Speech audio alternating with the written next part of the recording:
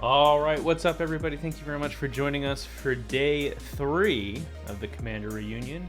Really quick, we're just going to go over today, like what we're doing and stuff like that. So the first thing is we got the Trinisphere coming up. They're going to do a video workshop on how to edit good. This is going to be for those people doing post-production and just kind of getting an entry into that world. I myself will be doing a workshop on streaming.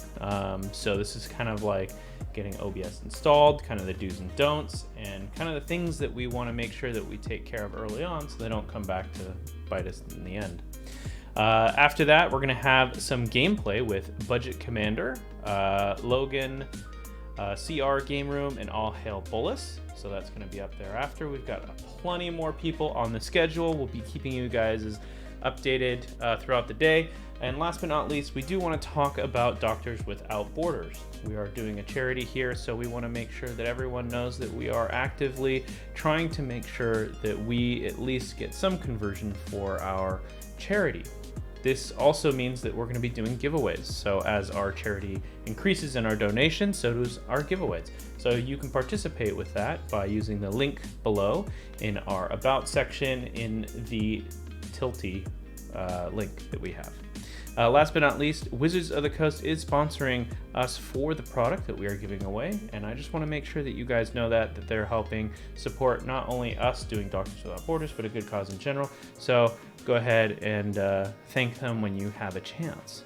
Now we're going to go ahead and get into the Trinisphere, who's got some spicy stuff for us this morning. Passing it off. Hey guys, it's Shannon from the Trinisphere. I want to do a quick tutorial this morning about editing video content, something that we got into very recently in the last year. And it, while it can seem daunting, it's actually pretty easy to pick up and learn on your own. I don't have any videoing, editing skills before I try to teach myself this. So this is kind of going to be a beginner's course on editing video, how we do it. I'll be editing a deck tech today. Not a whole deck tech. It takes probably maybe an hour to 2 hours for me to do a whole deck tech. That's about 15 minutes in video length. But I'll show you the basic steps that would be repeated over and over again to create a fully fledged deck tech. So hopefully you can see my screen at this point. One thing I wanted to share with you all. One thing that is a challenge when we first started editing video was gathering card images. It was just a very time-consuming task, so I had written a PowerShell script to use the Scryfall API to gather images based off of a deck list. So that is something that I want to share with you all. I'll show you how it works. It's a PowerShell script, which means it works on Windows machines. I'm not sure if PowerShell can be used on Mac or Linux-based machines, but if you're using those, sorry. But if you're using a Windows-based machine, I believe after like Windows 8, they all have PowerShell pre-installed. It's kind of like the command line prompt, which I know a lot of people are like, "Uh-oh, this is getting way too technical for me." But I'll try and show you how to use it in kind of like a foolproof way. So you just type in PowerShell in your search bar to launch the PowerShell, and this is like a command line prompt. It's kind of like how programmers used to run programs before they invented like the mouse. So we're gonna put an ampersand here, and then we're just gonna go and I'll host this on the internet someplace where you guys can download this file, this PowerShell script. But you just drag and drop it in here, and what that does is it says, okay, the program I'm gonna run is the PowerShell script called card image download, and this is the location of it on our computer. The next step. It's going to require 2 additional pieces of data. One, where is the deck list that you'd like to download? And I have that stored in my downloads folder. I just tapped out a couple minutes ago and went to a deck list and then hit the download button to get a text version of a deck. So you can just drop that in here. You're going to need to put quotes around that. So let me make sure it has double quotes around the path of that. And then finally, the last parameter it's going to want is where do you want all your card images to go? So I have like on my computer a little video. I kind of call this video sandbox. This is where I do all my video editing, and I have a card images folder. So I'll say that this is where I want my card images to end up in. and I just drag and drop that in there as well. So 3 parameters. The first one is what is the program we're running, card image downloader. The second one is what deck tech would we like to turn into images, or I'm sorry, what deck list in text form. And the third is where do we want them all to go. And then you can just hit return. And what this is doing is this is going using the Scryfall's Slick API. I'm so glad they provided this to reach out to the Scryfall servers. And you can see it's getting giant chunks of data that indicates all of the information about that card. So if you want to get really more into detail about this, you can use that information to do all kinds of things. It can tell you like the flavor text of the cards that as it's downloading them. But if you jump into the card image folder, you can see that it's starting to populate with cards as we go. So this will take a few minutes to download all roughly 99 cards and the deck list. So from here, let's jump over to DaVinci Resolve. So that's the software I use to edit video.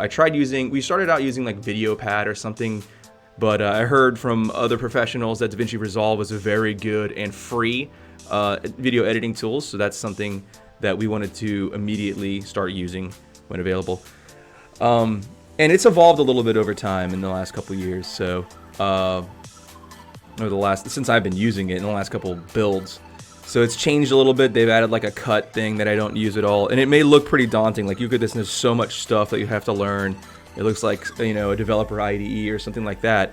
But there's really only a small portion of this that you'll ever need to touch in order to successfully create a deck tech like we've been able to figure out. So this is what it'll look like. This is the one I just recently produced for our YouTube channel, the Yan and Nick deck tech. And I'll kind of be redoing that today in showing you the steps that I took to build this one. It may look like pretty complex, but it'll all make sense in a couple of minutes. So let's just start over by creating a new project. We don't need to save that. And our new project, we'll just call this the CCR demo.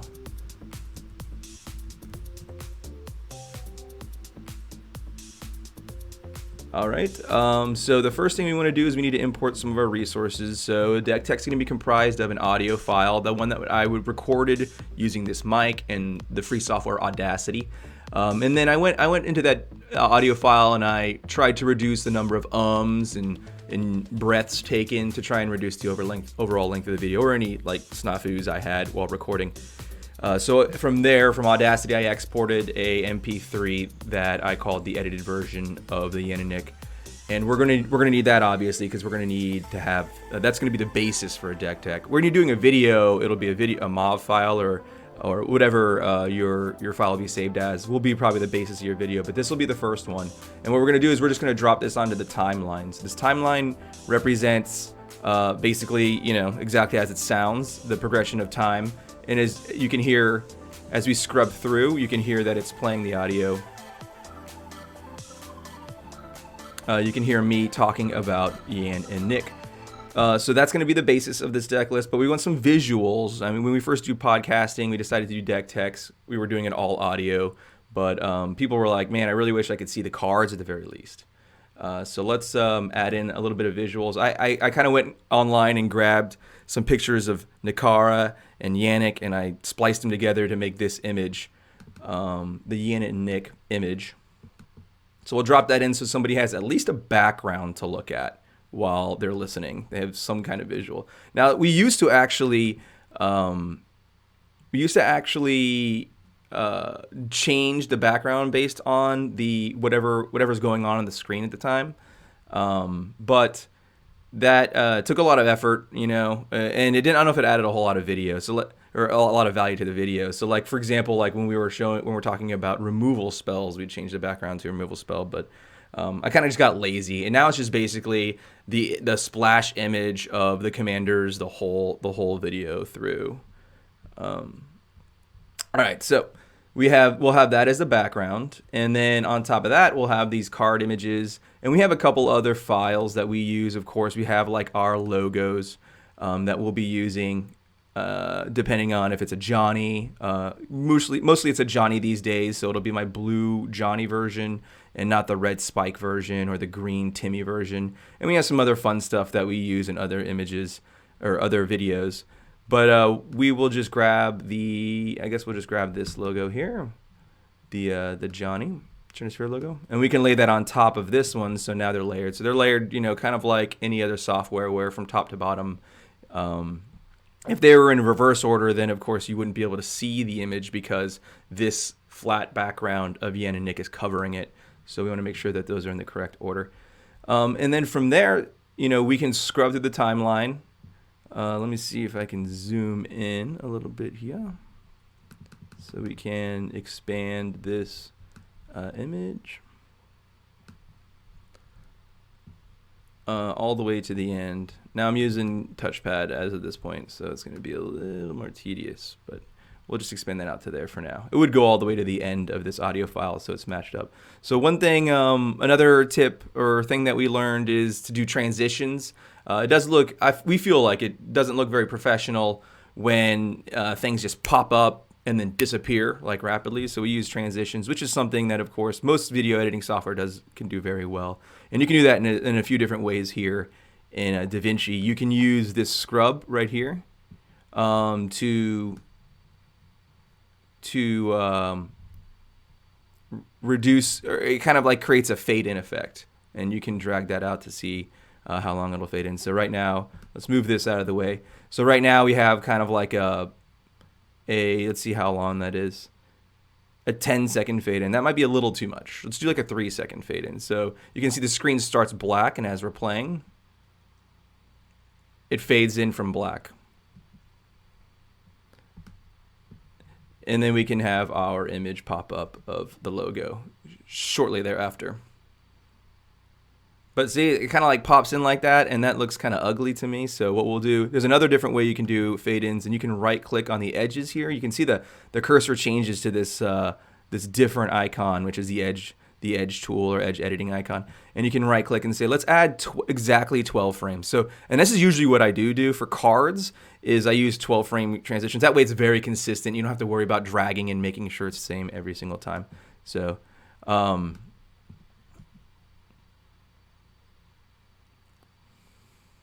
and there you go. You can see it fades in over the span of 12 frames, which is about a half second on a 24-frame video.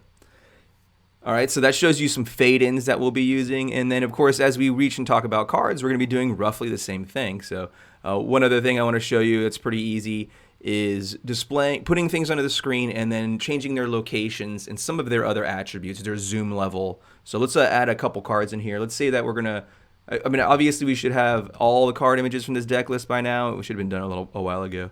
I'm going to add in Blood Pet because it's one of my favorite Johnny cards. So let's drop in Blood Pet in here. Let's say we're talking about Blood Pet for right now. So I want to display this card on the screen. So when we reach this point, it'll pop in. But you can see it's kind of it's covering the entire screen. And if we had a couple other cards, like let's say we had a Revelark that was we're talking about recurring Blood Pet with a Revelark. So let's bring Revelark onto the screen as well. We want to have them both on at the same time. And we can stack these like this.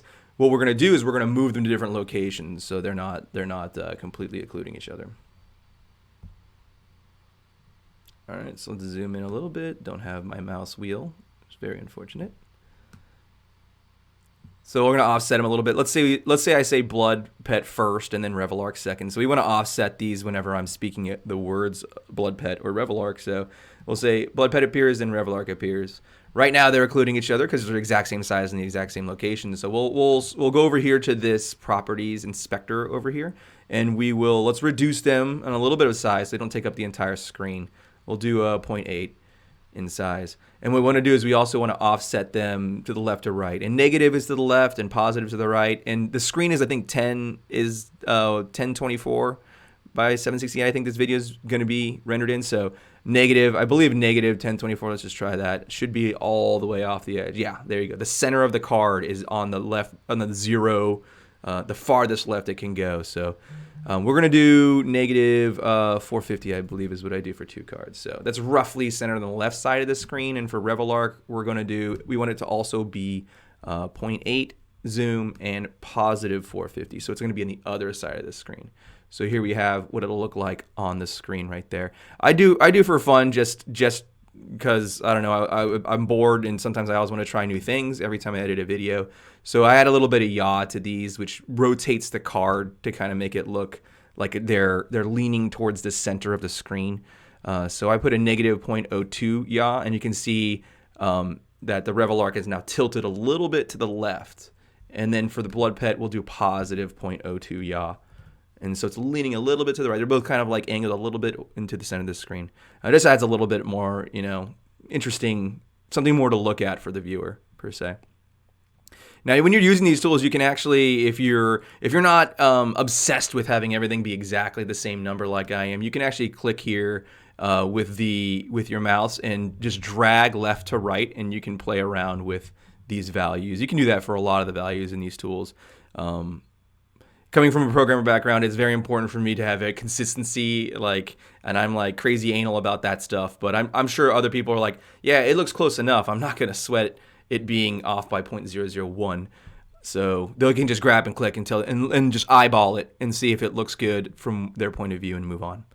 So that covers how I'll be placing card arts into the deck list. And of course, we'll be adding those fade ins and fade outs.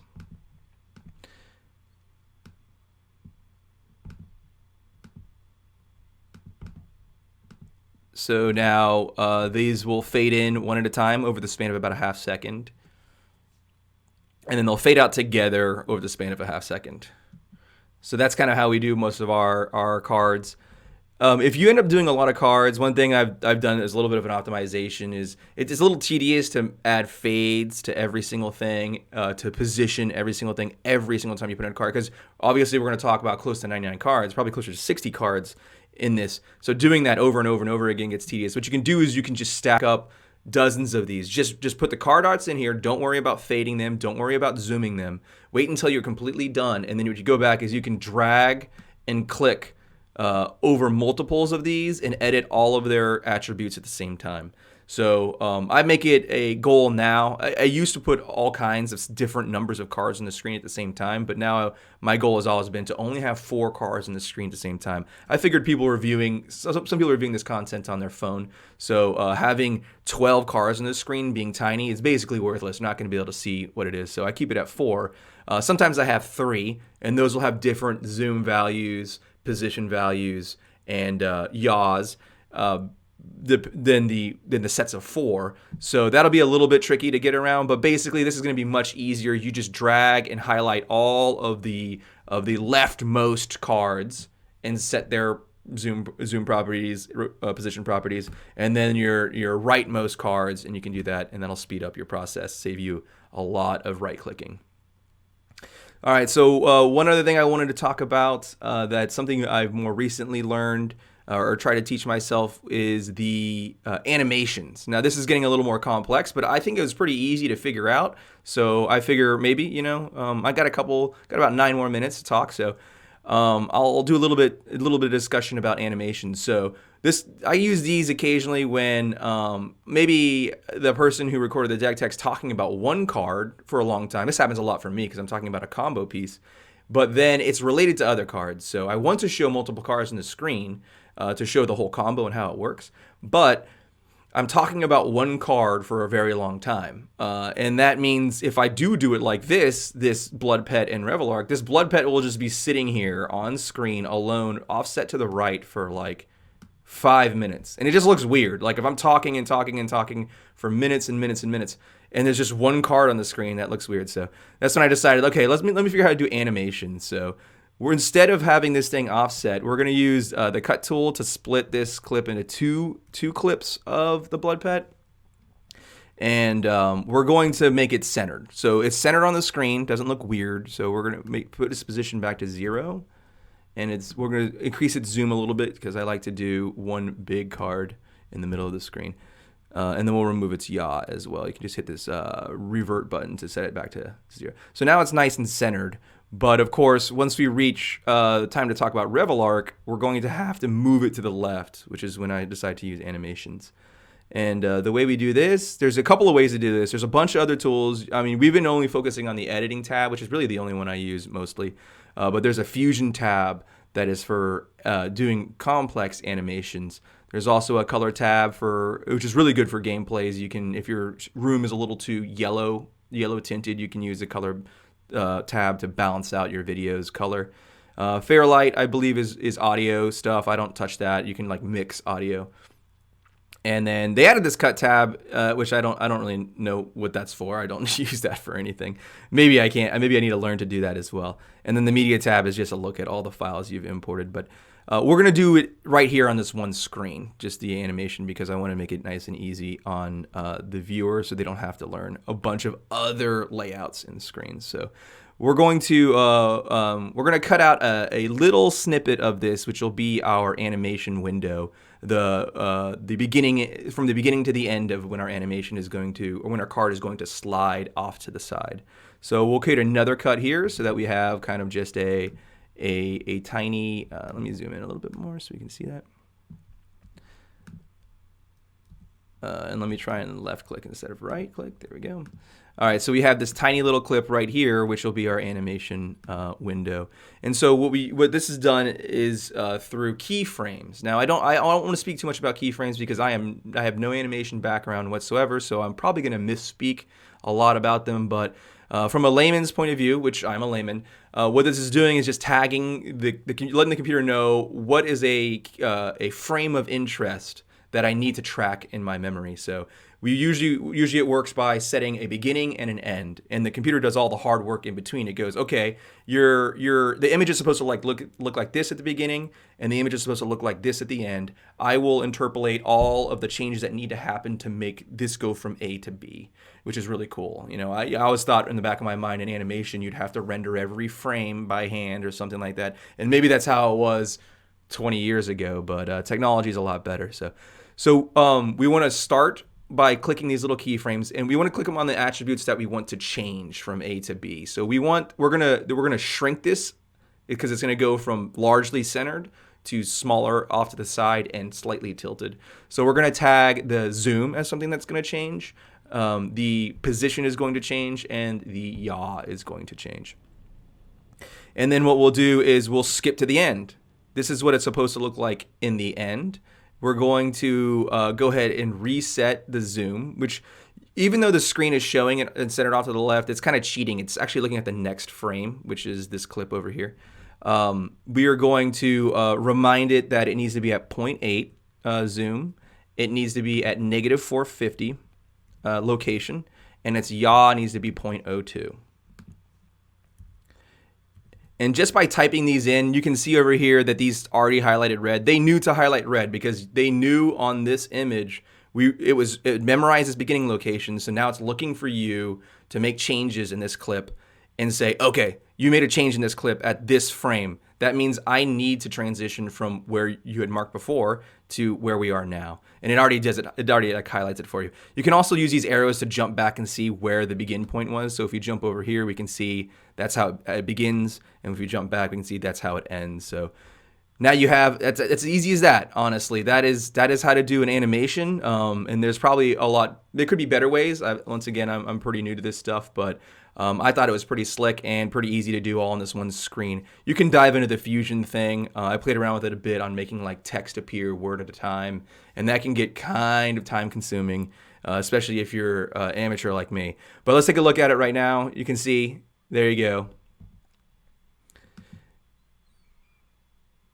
You can see that it slides to the left and tilts itself and zooms out a little bit, and now it matches the Revel arc in size. So that's something I've been starting to do more recently in my videos to add a little bit of quality, and to make it not look so strange when one card's on the screen. And it makes it a little bit easier to record audio. You don't have to keep as many things in mind about how the deck tech is going to look on screen when you're recording audio if you're able to add in these differences. All right, so and then that's pretty much going to be it for how to make a deck tech. That shows you how to add cards, do a little bit of animations, and we'll zoom out a little bit more and see the whole timeline. You can start to see it's getting a little complex with stacked cards on top of each other. And then what we'll do at the very end, I like to add, people requested this very early on, is that I need some background music to keep my attention up. So we would add a little, let's go ahead and import another a file, this Firefly song. I just grab all my music off of youtube.com, or actually just go to YouTube Audio Library is where I get all of our music. It's a repository of audio library. There it is.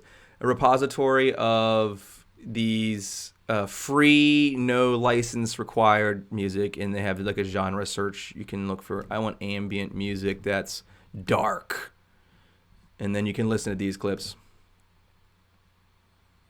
And you can find one that matches the tone of your video and just download it right now. Make sure it says you're free to use this video. Some of them will say, I want you to basically call out that this was my audio clip. And so you're like, okay, well, I'll add that to the descriptions of the video that this song was from XYZ. And then we drop that into the timeline here. And then you can play around with the volume. I like to start my music loud. And then I usually do kind of like the fade in and fade out effect we did at the beginning. I use the fade out effect to kind of slowly turn the volume down over a span of time. And then I run it at like, I think negative 25 or negative 30 usually in the background as the video is going. And then I used to do multiple audio clips, but once again, that was probably something that was more work than value added. So I just use the same audio clip over and over and over again. You just come in here, copy it, and paste it. Copy and paste. There you go. I guess one last thing. Oh, I'm basically out of time, but I think Brandon said I can have a few minutes of his time because we had a little bit of a late start. So one thing I will say it's really neat about this that once again, as an amateur video editor, learning all this stuff on the ropes is the cool thing is when you cut a clip like an audio file like this. Let's look at the waveform again. Let me turn the volume back up to 0 so you can see the waveform. That's really loud sounding. This sound looks obnoxious. Let's expand it so we can see the waveform a little bit better. One thing that you can do in here, which I thought was really neat, is when you cut a clip like this and delete a portion of it. Say I need to align these two things so that they line up correctly. What we'll do, just pull this up so it's a little easier to see. I want to make sure that this music ends during my video. What you can do is you can clip out like the beginning part of it, and then what I was mentioning that was really neat is that it still saves in memory. It understands that there's a piece of the song missing, and it knows what that piece of the song is. So you can clip out a chunk of the song, but if you decide, oh, that was too much, I clipped out too much, you can just drag this to the left, and it will add more music. It'll add the original clip that was cut out back to your track, so it makes it a little bit easier to follow or to edit with. It's not like you have to repaste it and try again, trial and error, that kind of thing. So that makes it super easy to, cut that out, drag these and line these items up on the screen. So that's kind of all the tips I can think of right off the top of my head. So hopefully if you're new to editing videos, this shows how kind of easy, it may be daunting looking, but it is actually only a few fundamental steps that you repeat over and over again to create a deck tech. Gameplays are very much the same thing, but they get a lot more complex, especially when you have life totals that are changing with text elements on the screen, which you can see there's text elements down in this cool little tab over here. There's a ton of different things that you can add, but I usually just add a text to the screen, and you can align that. Let's go see where that is. It says title, and let's just say that this is Shannon's live total. And then you can, use the video tab just to get the same kind of properties. Let's shrink it down and let's move it to the top corner of the screen, that kind of thing. So there it is up there. And so there's a lot more of those that'll be added on the screen. You'll probably be using a commander damage based icon and a number for that. So you'll get a really tall stack of different elements on the screen at once. And for computers of lesser, of older computers that are less powered, it can struggle trying to render that video. It may have problems. You may need to upgrade to a computer, in the last couple of years, at least, and in order to be able to render when they get really complex like that. I've been told, and this is probably once again layman terminology, not true by anyone who's a professional, but every time you add basically another layer to your thing, you're doubling its complexity or increasing its complexity by effectively doubling it the first time and then increasing it by 33%. It's basically adding another 1024 by 768 image that it's having to render every 24 times a second. And when you have 30 of those, you have 30 different 1024 by 768 images that is having to render every 24 times a second. So as it gets really tall with a bunch of different elements, it can cause computers to kind of chug along. So I'll just wrap this up real quick. Let's go to the Deliver tab. This is where we'll export the video, our finished video. And you can just click YouTube if you're going to YouTube, and it does all the formatting for you. It goes, okay, oh, I'm sorry, it's 1920 by 1080 is the format that we're going to be using here. It's going to come out as a QuickTime. I think you can switch it to MP4 if you'd like. And then you just say that this is my demo video. And here is the location. We'll just export it right here. We'll call it, oh yeah, sorry, demo video. All right, and then you just say add to the render queue. And so this is probably for, more professionals who are able to render, or because larger videos might take a long time, so they'll strategize their rendering for overnight or something like that. But this video on a bad computer, I originally started editing on a Microsoft Surface. That render would take, based on the complexity of it, would take probably maybe twice as long as the video was. So if the video was 15 minutes long, it would take maybe 30 minutes to render. This is like a standard deck tech. But this is a more powerful laptop that I'm using now. It can probably render this video, especially as I haven't put all the images and everything in there. It'll probably render this in a couple of minutes. And you just hit the start render button.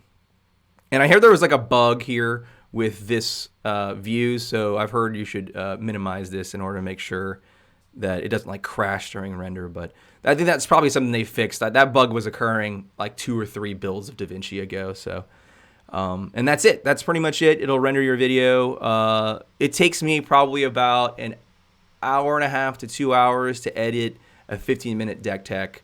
And that's just repeating these things that I've shown you today over and over and over again to make sure all the cards line up, and adding some cool stuff to the beginning and the end of the video.